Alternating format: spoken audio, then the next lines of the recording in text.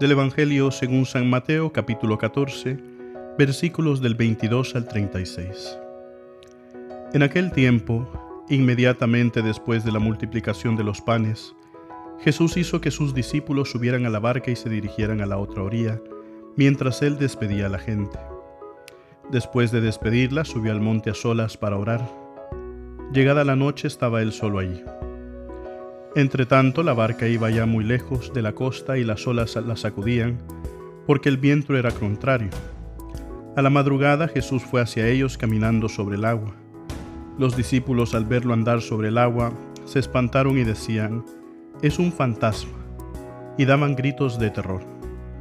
Pero Jesús les dijo enseguida: «Tranquilícense, no teman, soy yo». Entonces le dijo Pedro: «Señor, si eres tú, mándame ir a ti caminando sobre el agua». Jesús le contestó: «Ven». Pedro bajó de la barca y comenzó a caminar sobre el agua hacia Jesús, pero al sentir la fuerza del viento le entró miedo, comenzó a hundirse y gritó: «Sálvame, Señor». Inmediatamente Jesús le tendió la mano, lo sostuvo y le dijo: «Hombre de poca fe, ¿por qué dudaste?». En cuanto subieron a la barca, el viento se calmó. Los que estaban en la barca se postraron ante Jesús diciendo: «Verdaderamente tú eres el Hijo de Dios». Terminada la travesía, llegaron a Genesaret. Apenas lo reconocieron los habitantes de aquel lugar, pregonaron la noticia por toda la región y le trajeron a todos los enfermos.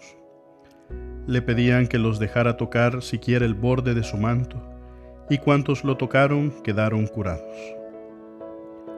Palabra del Señor.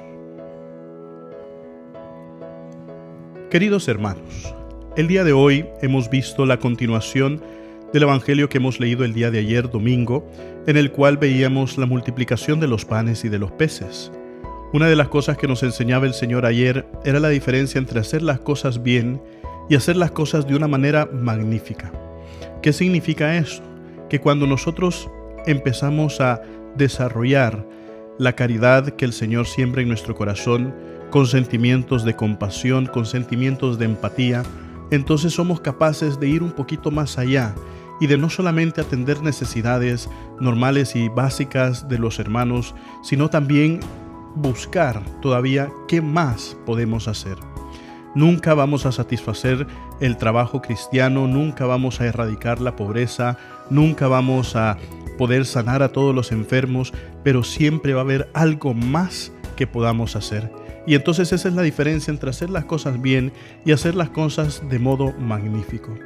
Ahora, en cambio, hemos visto otro milagro, otra señal del Mesías. Vemos cómo Él despide a los discípulos y después va hacia ellos caminando sobre el agua. A mí me encanta imaginarme esta escena porque me pongo a pensar cómo habrá ido Jesús. ¿Habrá ido caminando encima de las olas o atravesando las olas? ¿Cómo se habrá visto el viento golpeándolo a Él y Él caminando recto? Y entonces, claro, es una imagen que al final nosotros nos imaginamos solamente a Jesús caminando sobre un agua tranquila, ¿verdad? Pero no, era un agua impetuosa, un agua que sacudía. Entonces, al final vemos cómo se pone a prueba la fe. Los discípulos se asustan. Yo creo que es algo que hubiera sido normal incluso para nosotros.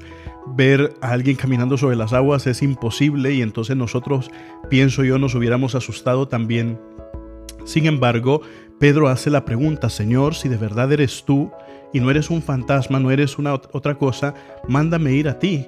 Y el Señor le da la habilidad y le da el poder a Pedro, y así como a Pedro, el Señor a todos nosotros nos da la capacidad también de hacer cosas grandiosas.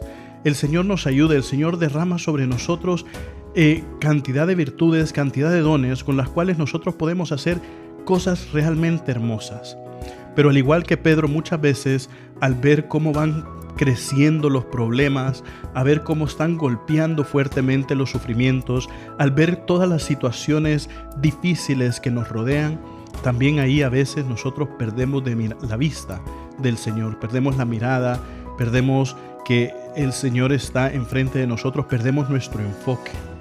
Queridos hermanos, yo creo que el Señor nos está dejando como tarea eso, que nosotros mantengamos siempre el enfoque, la mirada puesta en el Señor, pero una mirada que no se quite, una mirada que esté ahí fija, una mirada que realmente, aunque nosotros veamos que hayan cosas que quieran atirar nuestra vida y que nos quieran asustar, seamos capaces de entender de que si Dios está conmigo, ¿quién contra mí? Recuerden, mis queridísimos hermanos, nosotros somos lo máximo para Cristo. Así sea.